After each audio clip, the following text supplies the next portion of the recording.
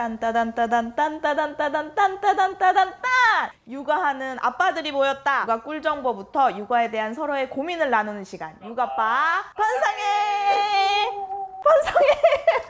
안녕하세요. 육아빠 여러분 반갑습니다. 오늘부터 4회 동안 육아빠 반상회 진행을 맡은 주식회사 이파리북스 강미선입니다. 저희 육아빠 반상회는 육아빠, 부부 공동 육아아빠, 그리고 예비아빠, 육아에 관심 있는 아빠들과 함께 육아를 하면서 겪었던 여러 가지 어려운 점, 에피소드, 궁금한 이야기들을 서로 나누는 시간으로 진행이 됩니다. 육아하는 아빠들의 커뮤니티를 통해서 가족 내의 성역할에 대한 고정관념을 바꾸는 프로젝트 퀘스천 팀의 다양성 가족 프로젝트 일환으로 진행이 되는 프로그램입니다. 여러분, 육아하면 여러 가지 키워드가 떠오르실 것 같은데 이번 첫 시간에는 육아와 경력 단절에 대한 이야기를 나눠보려고 합니다. 경단녀라는 말은 익숙하시죠? 그런데 경단남이라는 단어는 어떠신가요, 여러분? 저는 사실 경단남이라는 단어가 낯설게 느껴졌어요. 생각해보면은 육아로 인한 경력 단절의 문제가 비단 여성들만의 문제는 아닐 거라는 생각이 드는데 경력 단절은 육아의 필연적 문제일까요?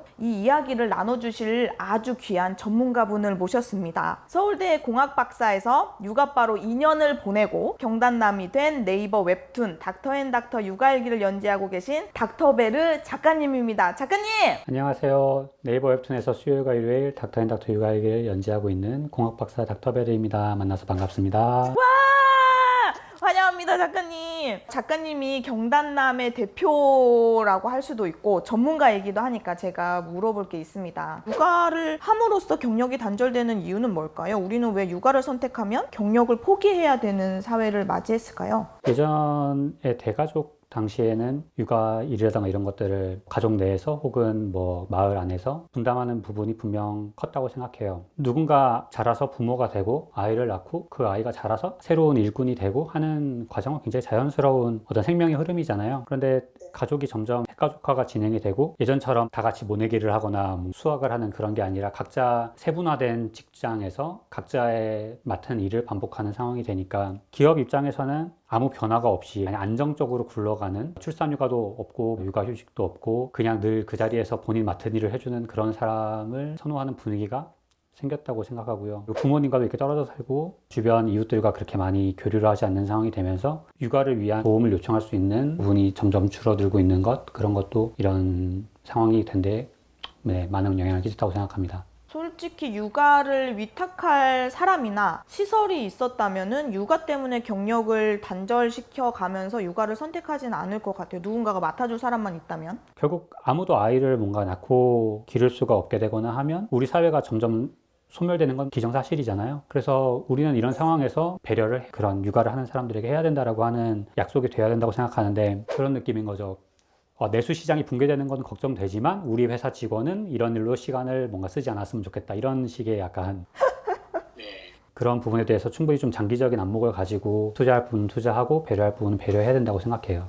좋습니다. 닥터베르 작가님이야말로 박사학위 도중에 육아로 인해 경력이 단절되신 거잖아요. 육아를 위해서 박사학위를 포기하신 건지 그때 결정할 때 어떤 마음이셨는지 궁금해요. 포기를 안 할 수 있으면 안 하는 게 제일 좋겠죠. 그런데 공학 계열의 학문적 진보라던가 이런 거는 상당히 빠르고 그 육아를 어떤 하는 과정이 뭔가 몇 달 사이로 끝나는 일은 아니었기 때문에 자의로든 타의로든 포기를 하고 아이를 키우기로 결심을 했어요. 이제 저희 가족에서는 이제 제가 아이를 키우는 게 좀 합리적인 선택이었다고 생각하거든요. 그렇게 해서 3년 동안 아이를 키웠습니다. 3년. 그리고 나서 다행히 이제 교수님이라던가 연구실 동료들의 배려와 이런 그런 걸로 무사히 복귀를 해서 박사학위를 받는 데까지는 성공을 했어요. 그래서 공학 박사가 되었는데 공학 박사가 되고 나서도 이후에 제 진로를 찾아야 되잖아요. 그래서 연구소나 이런 쪽들 면접을 보고 했는데 이 면접 장소를 가면 가장 먼저 뭔가 받는 질문이 연구소나 이런 쪽에서는 보통 최근 3년 연구 성과를 요구를 해요. 그런데 저 같은 경우 3년 동안 아이를 키우다 와서 직전 경력이 거의 공백에 가까운 거죠. 그러면은 우리 연구소에서 지금 뭐 몽골에 투자하고 있는 광산이 있는데 아니면 뭐 콩고에 투자하고 있는 광산이 있는데 입사하자마자 거기로 파견이 되면 어떤 선택을 하겠느냐 이런 식으로 가족을 떠나야 되는 상황이 생기면 그래도 뭔가 우리 연구소에 오겠느냐 이런 그런 질문들을 굉장히 많이 받았어요. 약간은 양자택일의 느낌이네요, 작가님. 사실 개인에게는 가정도 육아도 양자택일의 문제보다는 어느 정도 균형을 찾고 싶은 존재잖아요. 네. 마치 낙인처럼 어떤 당신은 가정을 더 우선하는 사람이니까 우리 연구소에서는 함께할 수 없다라는 시선을 받는 것들, 그런 것들이 굉장히 가슴이 아팠습니다. 진짜 경력 단절은 박사 학위를 중단했을 때가 아니라 그 후에 직장을 구할 때 경력 단절을 현장에서 느끼신 거겠네요.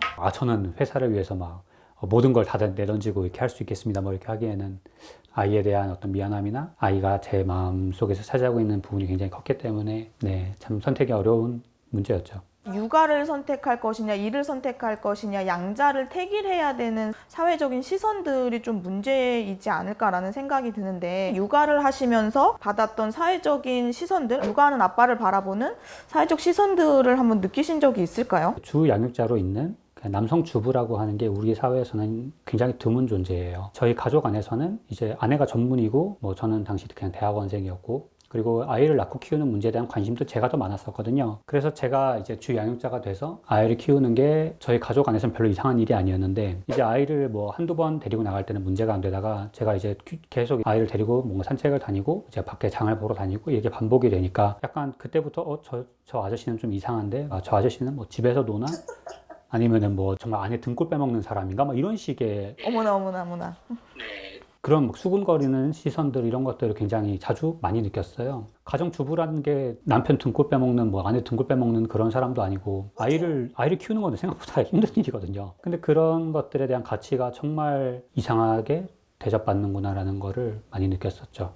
그거를 실감을 하시게 됐네요. 육아를 하시면서. 반상에 참여하고 싶어서 사전에 신청해 주신 분들이 계세요. 그분들도 아마 비슷한 생각 그리고 비슷한 고민을 하고 계실 것 같아서 여러분이 겪었던 경력 단절에 대한 이야기 한번 들어보고 싶은데 혹시 해주실 말씀 있으실까요, 여러분? 지금 한 분 들어오셨는데 소개 좀 부탁드릴게요, 선생님. 네, 저는 충남에서 37개월 된 아들을 키우고 있는 아빠입니다. 네. 제가 있는 지역은 이제 지방 소도시고요. 아마 수도권이나 조금 다소 분위기가 다를 수도 있을 것 같아요. 불과 몇 년 전까지만 해도 저희 지역에서도 남자가 육아휴직을 하는 사례가 전혀 없었어요. 제가 육아휴직을 하기 이제 딱 1년 전에 가까이 지내는 그 남자 후배가 육아휴직을 선언을 했더라고요. 오, 용감하시네요. 네네, 전례가 아무도 없었던 일이라 그 친구가 육아휴직을 한다 그럴 때 그 주변 반응들이 저도 그랬고 하나같이 반응이 네가 육아휴직을 한다고? 네 와이프가 아니라? 네가 한다고? 그 친구가 2년을 육아휴직을 했거든요. 오. 그 친구 육아휴직 하고 나서 6개월 뒤부터 육아휴직자들이 폭발적으로 많이 늘어서 이제 그 사이에 또 정부의 아빠 육아휴직 제도라든가 이런 것들이 조금 더 정착화가 되고 휴직을 하면서도 보장받을 수 있는 부분들이 생기면서 인식이 많이 바뀌었던 것 같아요. 김 선생님이 그러면 육아휴직 신청하실 때는 그 전에 비해서 사회적인 분위기가 좀 유해졌던 상황이었을까요? 네네. 육아휴직 자체를 불편해하시거나 이상하게 생각하시지는 않았던 것 같아요. 말씀 나눠주셔서 감사하고요. 작가님 혹시 여기 김 선생님한테 해주실 말씀 있으실까요? 분위기가 빠르게 좋아지고 있다는 생각도 들어요. 이게 여전히 되게 주야육자가 많은 희생을 요구받고 하지만 그래도 분명 나아지고 있는 부분은 있고 좀 더 불안정한 근무 형태에 있는 분들까지도 모두 이런 혜택을 받으실 수 있는 분위기가 잘 정착되었으면 좋겠습니다. 얘기 나눠주셔서 감사합니다, 선생님. 네. 안녕하세요. 소개 한 번만 해주시죠. 저는 올해 41살이고요. 네. 4살, 6살 저 딸 키우고 있어요. 와, 두 딸의 아버님이시군요. 네, 저는 좀 반대 입장인데 저는 오히려 코로나 때문에 육아휴직을 강제로 할 수밖에 없는 상황이. 이거는 무슨 말씀이실까요? 저 같은 경우는 공연이랑 이벤트 쪽 일을 했거든요. 코로나 터지자마자부터 지금 그래서 거의 1년 반 이상 제 시간의 반 이상을 아이들과 함께 보내는 것 같아요. 오프네요, 선생님. 네, 맞아요. 작년인가 올 초에 보면 네. 코비디 보스라는 신조어 같은 말이 있었어요. 어떤 건가요?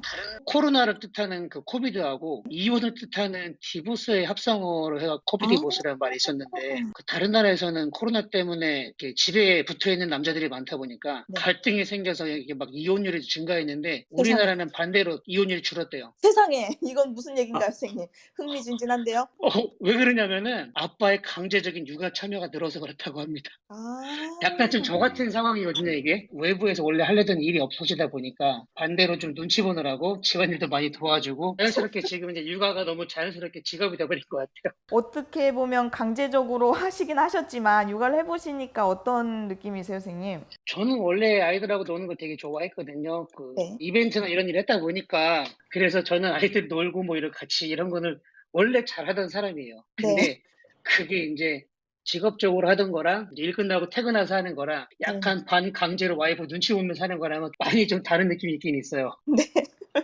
그래도 평소에 하던 게 있으시니까 적응 잘하고 계신 것 같은데요. 얘기 나눠주셔서 감사합니다, 선생님. 감사합니다. 네, 감사합니다. 한 분은 본인의 선택으로 인해서 육아휴직을 결정하고 육아를 선택하셨고, 또 한 분은 사회적 문제 때문에 반강제로 선택을 하신 분인데, 경력 단절이나 육아를 선택한다는 문제가 개인이 선택하고 결정한 개인의 문제라고 보는 게 맞을까요? 앞서 말했듯이 사실 본인 경력이 단절되고 싶은 사람이라는 것은 없을 거예요. 과거에는 고등학교 졸업 정도면은 충분히 필요한 교육을 받았다고 생각하는 시점이었고, 대학을 나왔다고 하면 어지간한 어떤 기업에서는 고위직으로 이제 진출하거나 하는데 부족함이 없는 조건을 갖췄다고 할 수 있는 상황이었잖아요. 지금은 이제 10명 중 8명이 대학을 가요. 대학마다 수천 명의 석사가 나오고 수백 명의 박사가 나오고, 대학 교육 같은 경우는 시간도 시간이지만 비용적인 부담도 고등학교 단계나 이런 것보다 훨씬 크단 말이에요. 근로를 할 수 있는 시간은 점점 줄어드는데 오히려 시작 지점에서는 수천만 원의 빚을 가지고 시작하게 되고, 그런데 그렇게 상황이 늦어지다 보면 사람이 생물학적으로 안전하게 출산을 할 수 있는 시기라는 건 아마 30대 중반 정도, 거기서 크게 개선되지 않고 있잖아요. 원래대로라면은 그 정도 시점이면 자신의 안정적인 어떤 직장이라던가 본인 커리어가 있을 시점인데, 지금은 오히려 그때가 한창 막 계속 경쟁이 이루어지고 자기 위치가 빠르게 변하고 하는 시점, 여전히 그 시점인 거예요. 결혼이나 출산을 택했을 때 본인이 달리던 그런 기찻길에서 벗어나는 상황이 되니까 육아나 이런 걸로 인해서 마치 삶이 도둑맞은 것 같은. 맞아요. 그렇게 하니까 뭔가 그 과정 도중에 이쯤 되면 뭔가 결혼도 해야 되고 하다 보니까 지금 시점이 되긴 됐는데 이제 뭐 아이도 낳고 해야 되지 않을까, 어떤 그 상황에 쫓기는 상황이 된단 말이죠. 공감합니다, 작가님. 저는 사실은 비혼주의자인데 이 비혼을 결정하게 된 여러 가지 이유 중에서 하나가, 제가 하고 있는 일을 과연 결혼했을 때도 할 수 있을까? 출산을 했을 때는 어떠지? 계속 할 수 있을까에 대한 고민도 결정하게 된 현실 중에 하나거든요. 근데 사실 이 문제를 개인이 해결할 수 있는 문제는 아니잖아요. 그죠? 결국 개인이라는 거는 정말 뭐 숭고한 사회적 가치 이런 것보다는 본인 눈앞에 있는 행복과 본인의 장래에 대해서 우선적으로 생각할 수밖에 없다고 생각해요. 지금 출산율 저하라던가 뭔가 이런 것들은 개인이 아이를 낳거나 키울 때 내 행복을 보장받을 수 없구나라는 그런 사회적 분위기라던가 판단들이 굉장히 많이 모였기 때문이라 생각하거든요. 한두 명이, 조직 중에 일부가 나는 나의 삶을 즐기는 게 좋아, 이런 결정을 하는 거는 뭔가 자연스러운 분포상의 일이겠지만, 10명 중 5명, 10명 중 7명이 이거는 불안하다, 이건 아이를 키우거나 하기에 지금 내가 좋은 상황이 아닌 것 같다고 느낀다면 그거는 분명 사회 전반에 심각한 문제라고 생각하거든요. 저는 그냥 지금의 개인들은 경력 단절 문제라던가 뭔가 일과 육아를 양립하기 어려운 상황, 그리고 뭔가 코로나 등의 어떤 그런 불안한 문제, 이런 것들로 인해서 가장 본인이 안전하다고 생각하는 선택을 하고 있는 상황이라고 생각합니다. 이 문제가 건강하게는 해결이 돼야겠죠, 정말. 네. 맞아요. 근데 이 문제가 건강하게 해결되기 위해서는 사회적인 합의도 필요할 것 같고 사회적인 안전망도 필요할 것 같은데, 작가님의 자녀들이 살았으면 하는 세상, 살았으면 하는 사회는 어떤 세상이신지 궁금해요. 저는 좀 더 뭔가 우리 사회가 다름에 대해서 그냥 이해하는 그런 분위기가 됐으면 좋겠어요. 몇 살쯤 됐으면 뭐 해야 되고, 몇 살쯤 됐으면 뭐 해야 되고, 이때쯤은 어떻게 해야 되고, 남자는 어때야 되고, 여자는 어때야 되고 하는 그런 식의 어떤 잣대가 많아질수록 점점 더 평범한 거는 멀어지고 행복한 것도 멀어지거든요. 각자 충분히 고민하고 각자에 맞는 대답을 내놓을 수 있는 그런 분위기가 됐으면 좋겠습니다. 저희 아이가 사는 세상은 좀 더 먼저 어떤 스스로에 대해 충분히 고민하고, 나는 어떤 게 좋으니까 이런 부분을 좀 더 알아봐야겠다, 나는 앞으로 어떤 길을 가고 싶어 라고 스스로 고민하고 결정할 수 있는 세상이었으면 좋겠고요. 저희 아이가 저한테 가장 감동적이었던 말이, 아빠 이 멋진 세상은 어떻게 만들어졌어요? 라는 질문이었어요. 저는 저희 아이가 사는 세상은 늘 이 멋진 세상이었으면 좋겠습니다. 네. 이 멋진 세상이라는 말이 저한테 좀 큰 울림을 준 것 같아요, 작가님. 여러분들이 생각하는 우리 아이들은 어떤 세상에 살았으면 좋겠다 얘기 한번 들어볼까요? 손 한번 번쩍 들어주십시오. 네, 말씀해 주십시오, 현희 대디님.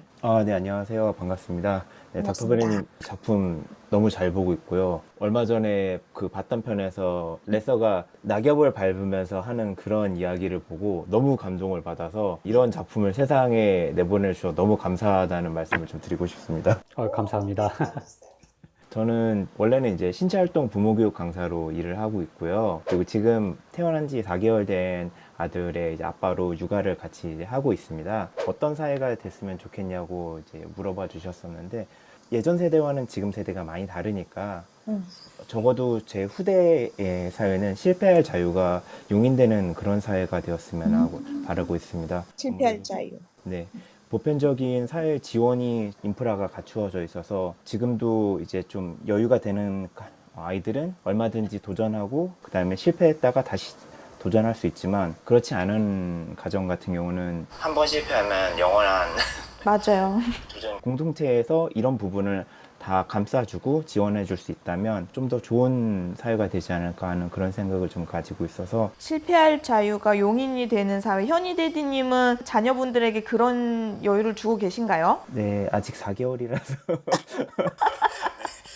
4개월도 인생의 쓴맛을 볼 때가 있지 않겠습니까, 현희 대디님? 네, 되도록이면 아이에게 좀 잘 맞춰주고 있습니다.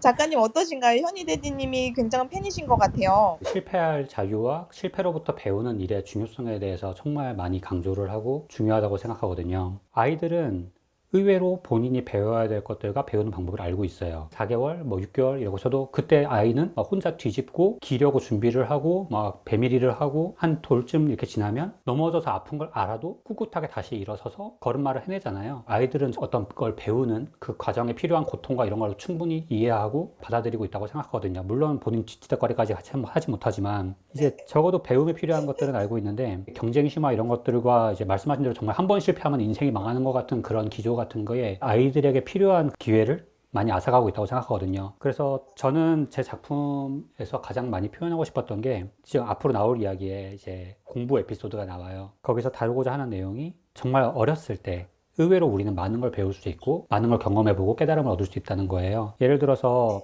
아이가 뭐 한 5살, 4살 이럴 때 곤충 뭐 이런 거 좋아한다면 곤충을 잡으러 나갈 수 있잖아요. 그때 처음으로 아이한테 잠자리채랑 잠자리 채집통을 지워주면 아빠 이거 너무 작아가지고 이거 잠자리 가득 차서 못 담으면 어떡해요, 이런 식으로 되게 꿈에 부풀어 있을 거예요, 아이는. 그런데 막상 날아다니는 잠자리한테 잠자리채 몇 번만 휘둘러 보면 잠자리라는 거는 쉽지 않구나, 그거 충분히 배울 수 있거든요.